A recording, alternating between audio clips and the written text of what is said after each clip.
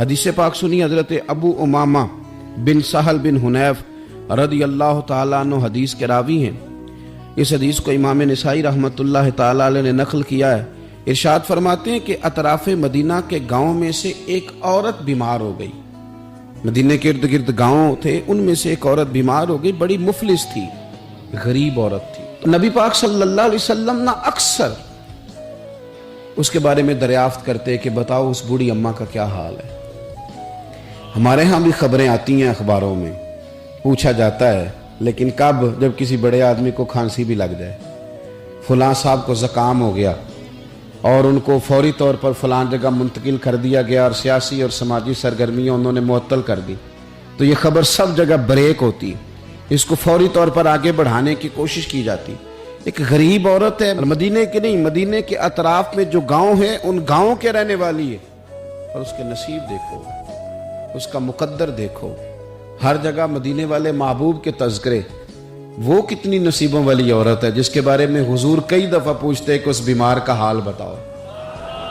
بظاہر اس کا کوئی سیاسی، سماجی، مالی قد کاٹ نہیں، لیکن یوں لگتا ہے کہ اس کا قد حضور کی تیمارداری کی برکت سے، جب نبی پاک نے اس کا پوچھا ہوگا تو یوں لگتا ہے اس کا قد آسمانوں کے برابر چلا ہو گیا، آسمانوں کے برابر چلا گیا ہوگا۔ رسول کریم علیہ السلام بار بار پوچھتے، اور جب اس کے زیادہ بیمار ہونے کی خبر آئی تو حضور نے فرمایا اگر وصال ہو گیا تو مجھے خبر کرنا۔ صحابہ کرام فرماتے ہیں رات کو وصال ہوا، رات کے وقت ہی غسل کفن کر کے اسے مدینہ شریف لایا گیا، لیکن جب معلومات کی گئی تو حضور بظاہر آرام فرمائے، حضور آرام کر رہے ہیں۔ صحابہ نے مناسب نہیں سمجھا کہ نبی پاک علیہ السلام کو تکلیف دی جائے، سرور کائنات صلی اللہ علیہ وسلم کو جگانا مناسب نہ سمجھا۔ لوگوں نے نماز جنازہ پڑھا، اس کو دفن کر دیا۔ حضور نے صبح پوچھا مجھے خبر کیوں نہیں دی؟ بڑے جنازے ہو کے گزر گئے، بڑے لوگ تھے جو چلے گئے، لیکن یہ کتنی نصیبوں والی ہے کہ حضور نے فرمایا مجھے بتایا کیوں نہیں؟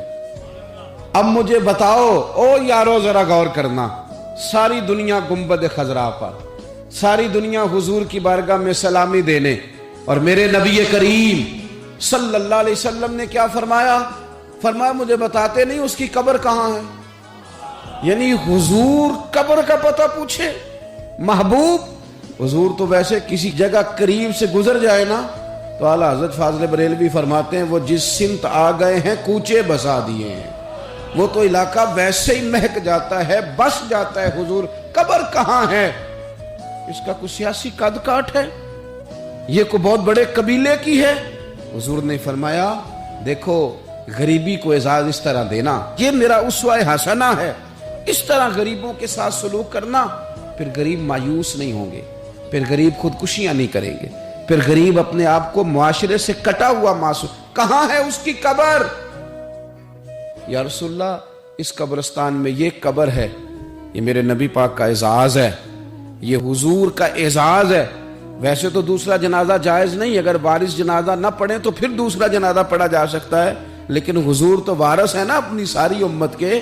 تو نبی پاک قبر پہ کھڑے ہوئے، فرمایا بناؤ صفے، میں دوبارہ جنازہ پڑھانا چاہتا ہوں۔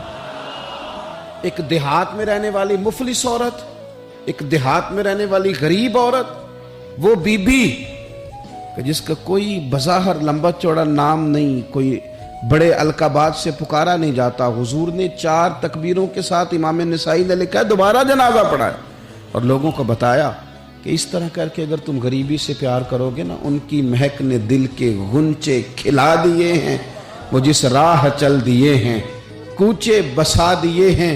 اور کیا خوبصورت انداز ہے فاضل بریلوی کا، کہنے لگے کہ میں مجرم ہوں آقا مجھے ساتھ لے لو، کہ رستے میں ہیں جا بجا تھانے والے۔ حضور آپ مہربانی کریں ایک دفعہ تشریف لائیں، میرا بازو پکڑ کے مجھے گزار دیں۔